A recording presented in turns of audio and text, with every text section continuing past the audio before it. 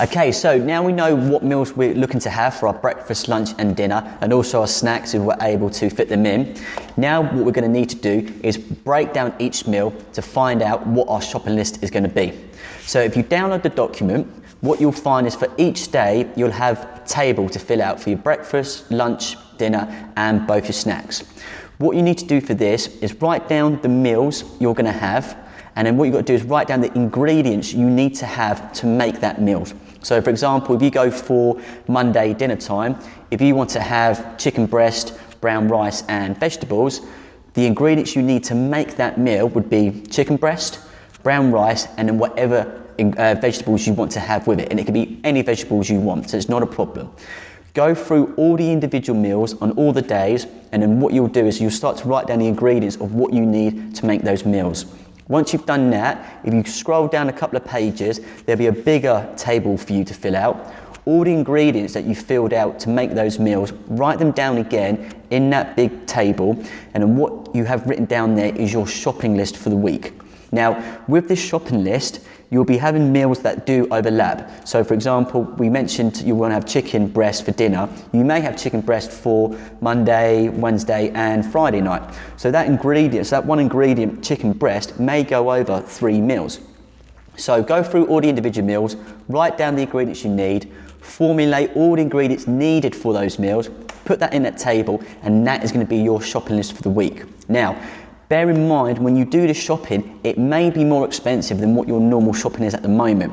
However, where you will be saving money is not having regular takeaways, not having to eat meals on the go, getting meal deals in the shop, or just snacks as and when you can.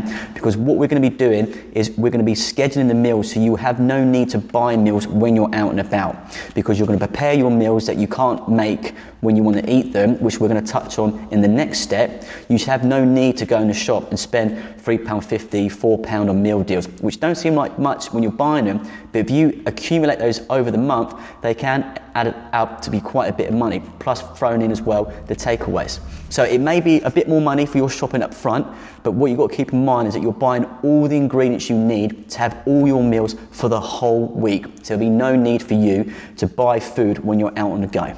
The next part to this step is how to read food labels. Now you need to be careful when you're reading food labels, because what they'll do in the shops and what they do with the packaging is that they will try and make that meal or that product seem as healthy as possible.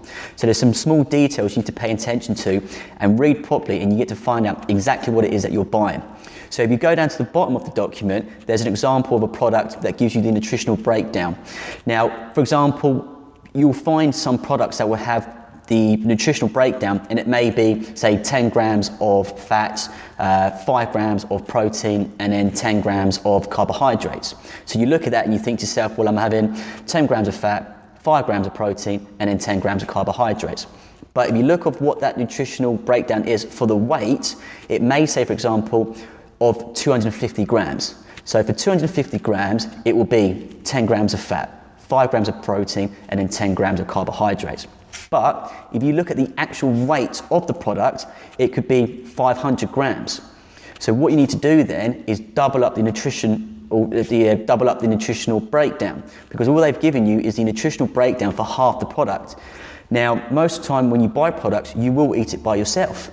So they say it's a serving for 2, but really you will be having it by yourself. So what you have to do is you have to double up the nutritional breakdown to match that 500 grams. So whereas before it was 10 grams of fat, 5 grams of protein and 10 grams of carbohydrates, the nutritional breakdown for the whole product you're going to be buying is actually 20 grams of fat, 10 grams of protein and then 20 grams of carbohydrates.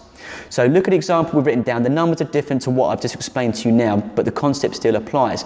They'll give you just a fraction of the breakdown for a very minimal weight of the actual product. So sometimes it'll be half the weight of the product, sometimes it may even be like a fifth of the product. So the nutritional breakdown you'll see, you've got to multiply it to match the actual weight you're buying as well. So when you go out and you're reading food labels, look for the small print where it tells you how much weight the nutritional breakdown value is actually worth. Look at the actual weight of the product, and then you have to do some sums to find out exactly what it is that you're buying. So guys, in the next step, what we're going to be going through is how to know what meals you need to prepare and how to make sure you don't forget.